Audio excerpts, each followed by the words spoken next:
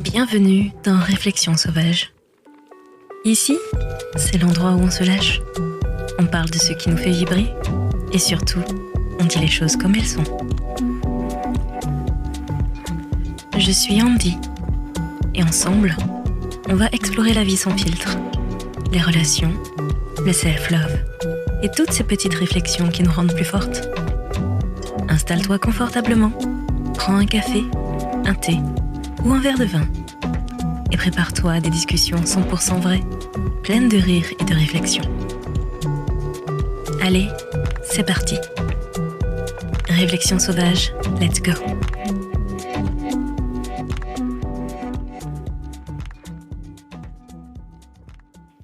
Épisode hors série. Non, je suis pas de la Réunion. Préjugés et confusion sur les Antillais. Décrypté. Alors, on va régler un truc tout de suite. Non, la Martinique n'est pas à côté de la Réunion. Je sais, c'est fou qu'on doive encore le préciser en 2026, mais visiblement, c'est nécessaire. Parce que je ne compte plus le nombre de fois où quelqu'un m'a regardé très sérieusement et m'a dit « Ah, t'es antillaise, tu viens de la Réunion alors ?»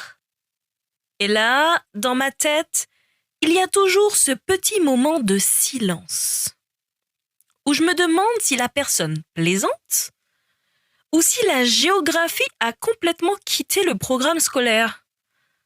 Alors aujourd'hui, on va parler de ces confusions géographiques, de ces clichés collés aux Antillais et de cette drôle d'idée que toutes les îles françaises seraient un seul et même endroit avec des cocotiers et du rhum. Spoiler, ce n'est pas le cas.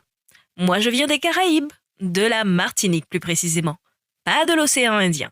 Et aujourd'hui, on va démêler tout ça ensemble.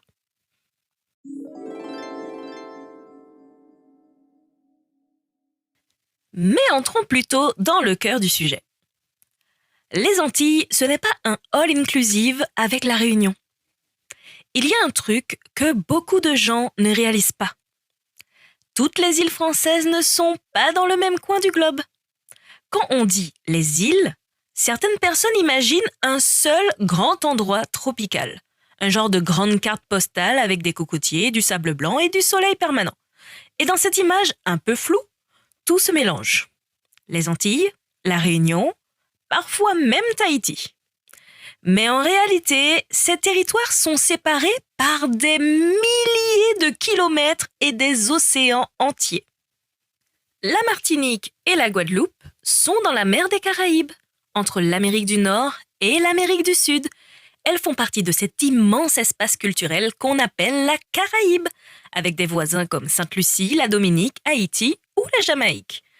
La Réunion, elle, se trouve dans l'océan Indien, près de Madagascar et de l'île Maurice. Donc non, ce n'est pas à côté, c'est littéralement à l'opposé de l'autre côté du globe. Je sais que dans les deux cas, il y a du soleil, des plages et des cocotiers. Mais avec cette logique, on pourrait aussi dire que la Bretagne et la Thaïlande, c'est pareil parce qu'il y a de l'eau. Et culturellement, ça change énormément de choses. Tu ne vas certainement pas commander un rougail saucisse à Fort-de-France et tu ne vas pas manger de bokit à la Saint-Denis de la Réunion. Chaque territoire a sa cuisine, ses influences, ses traditions. Et surtout, chaque territoire a son histoire propre. Ensuite, il y a les clichés. Parce que dans l'imaginaire de certaines personnes, les Antilles sont un décor de carte postale permanent. Donc logiquement, quand tu dis que tu viens de là-bas, les réactions sont souvent les mêmes. Ah, mais vous devez être tout le temps à la plage. Vous buvez beaucoup de rhum là-bas, non? Vous devez parler créole tout le temps. Et parfois, il y a même cette idée qu'on vit dans une sorte de vacances permanentes. Alors, je vais casser un petit mythe. Non, on ne vit pas dans une case en bois, au bord de la mer, avec une noix de coco à la main. On a des villes, des universités, des bureaux, des entreprises. Et oui, on a aussi des embouteillages, comme partout ailleurs. La plage existe, bien sûr. Elle fait partie du paysage. Mais la vie aux Antilles, ce n'est pas une brochure touristique. C'est une vraie société avec ses réalités, ses défis et ses dynamiques. Ce qui est intéressant, c'est que les Antilles et la Réunion ont effectivement quelque chose en commun. Le métissage culturel. Dans les deux cas, les sociétés se sont construites à partir de plusieurs influences. Africaines, européennes, indiennes et parfois même chinoises. Mais les trajectoires historiques ne sont pas les mêmes. Aux Antilles, l'histoire est profondément liée à la Caraïbe et à l'esclavage colonial dans les plantations sucrières. Les cultures créoles caribéennes se sont construites dans ce contexte, avec des langues, des cuisines et des musiques qui racontent cette histoire. Mais nous aurons le temps d'y revenir. À La Réunion, l'histoire est liée à l'océan Indien, avec des influences malgaches, indiennes, africaines et européennes différentes. La société réunionnaise s'est construite dans un autre espace culturel, avec d'autres migrations et d'autres traditions. Donc oui, il y a des points communs, mais les cultures ne sont pas interchangeables. La musique maloya, c'est pas du zouk. Le bokit, c'est pas un rougail. Et les identités antillaises et réunionnaises ont chacune leur richesse, leur complexité et leurs histoires. Les confondre, c'est pas forcément mal intentionné. Mais ça montre à quel point certaines cultures restent très mal connues dans l'Hexagone. Et c'est justement pour ça que ces conversations sont importantes.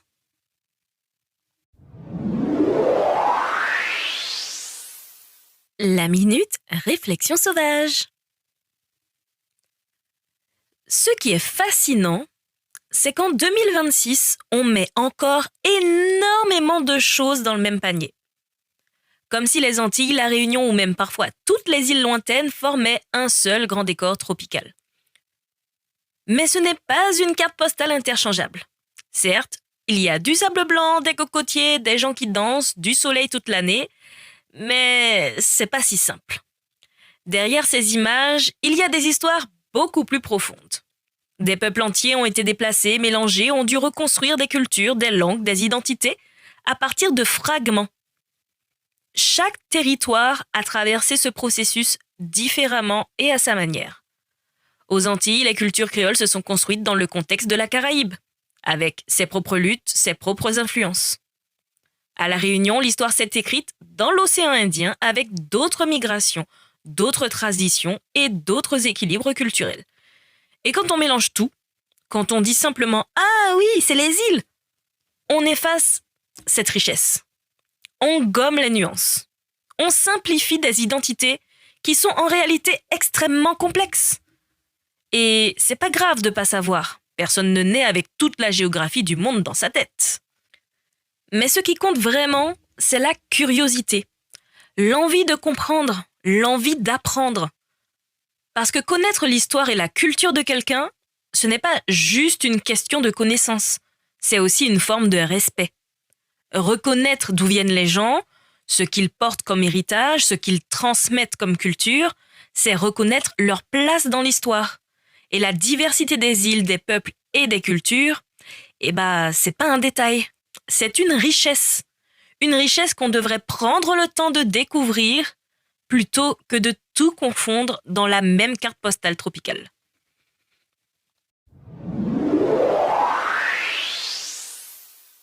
Les conseils sauvages. Bon, maintenant qu'on a démêlé 2 ou 3 confusions géographiques, on va aider un peu tout le monde à éviter les boulettes culturelles à l'avenir. Mon premier conseil, et il est simple. Google est ton ami. Vraiment. On vit à une époque incroyable où tu peux avoir la carte du monde entier dans ta poche. Donc avant de demander très sérieusement si la Réunion est à côté de la Guadeloupe, prends 30 secondes pour regarder une carte. Tu vas voir, c'est fascinant. La planète est grande, les cultures sont multiples et parfois ce qu'on pensait être à côté est en réalité à 10 000 kilomètres. Deuxième chose, ne présume pas de la culture de quelqu'un. Quand tu rencontres une personne antillaise, réunionnaise ou même d'un autre territoire, ne pars pas du principe que tu sais déjà comment elle parle, ce qu'elle mange, ce qu'elle écoute ou même comment elle vit. Tous les Antillais ne parlent pas créole en permanence. Tous les Réunionnais n'ont pas le même accent. Et toutes les personnes issues d'un territoire ne vivent pas leur culture de la même manière. La culture, c'est pas un costume qu'on enfile pour correspondre à une image. C'est quelque chose de vivant, de personnel qui s'exprime différemment selon les gens. Mon troisième conseil, c'est d'apprendre à explorer les différences au lieu de tout mélanger. Parce que souvent, la confusion vient d'une bonne intention. Je sais. On sait tous que ces territoires ont une histoire métissée, une culture riche, et on veut les associer ensemble. Mais la vraie richesse, elle est justement dans la nuance. La Martinique et la Guadeloupe ont chacune leur identité. Haïti a une histoire unique. La Réunion est un autre monde culturel. Chaque territoire est un univers. Et quand on prend le temps de découvrir ces spécificités, on réalise que la diversité culturelle, c'est pas un détail. C'est finalement ce qui rend le monde passionnant. Et pour finir, mon dernier conseil, et c'est peut-être le plus important, les clichés au placard. Non, tous les Antillais ne passent pas leur journée à boire du rhum sur la plage. Non, on n'est pas tous des fêtards qui dansent le zouk du matin au soir. Et non, la vie dans les îles, c'est pas une carte postale permanente. On travaille, on étudie, on a des responsabilités, des projets, des ambitions, comme tout le monde. Et souvent, les clichés viennent simplement du fait qu'on connaît mal ces territoires. Donc la meilleure chose à faire, ce n'est pas de deviner, c'est de poser des questions avec curiosité, avec respect, avec l'envie d'apprendre. Parce qu'au final, comprendre les cultures des autres, c'est pas seulement éviter les maladresses, c'est aussi découvrir à quel point le monde est plus vaste et plus riche que les images qu'on en a.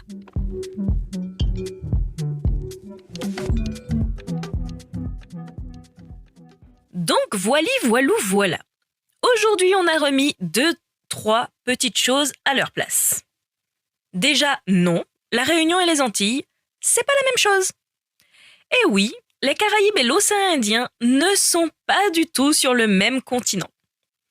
Ça peut paraître évident pour certains, mais visiblement, ça mérite encore d'être dit. Mais au-delà de la géographie, ce qu'on a vraiment rappelé aujourd'hui, c'est quelque chose de beaucoup plus important. Les cultures ne sont pas des clichés. Les cultures ne sont pas des images simplifiées qu'on sort d'une brochure touristique. Ce ne sont pas des cases faciles où on range les gens pour comprendre plus vite. Les cultures sont des histoires parfois douloureuses, des histoires de résistance, des histoires de migration, de mélange, de création. Elles sont riches, elles sont complexes, mais elles sont vivantes. Alors que tu sois antillais, réunionnais ou d'ailleurs dans le monde, sois fier de ce que tu portes, de ta langue, de tes traditions, de ton histoire, même quand elle est compliquée. Parce qu'au fond, connaître et comprendre ces différences, c'est pas juste une question de culture générale, c'est une question de respect. Et si quelqu'un te confond encore avec une autre île, un autre pays ou une autre culture, respire, souris et corrige-le avec humour. Pas pour l'humilier, mais pour ouvrir une porte. Parce que la connaissance, elle fait toujours tomber un peu plus les clichés. Et plus on apprend à connaître les cultures des autres, plus on comprend à quel point le monde est vaste, nuancé et incroyablement riche. Et ça, franchement, ça mérite mieux qu'une simple carte postale. Merci d'avoir écouté cet épisode hors série Mes belles âmes. J'espère qu'on a remis les pendules à l'heure sur les préjugés et les confusions. Continuez à briller, à partager vos cultures et à dire fièrement d'où vous venez. Et surtout, restez curieux. Parce que très bientôt, on va ouvrir une nouvelle série. Une série qui va parler d'un sujet encore plus profond. Le racisme. Et spoiler, ce n'est pas que chez les autres. À très vite pour de nouvelles réflexions sauvages et bisous tropicaux.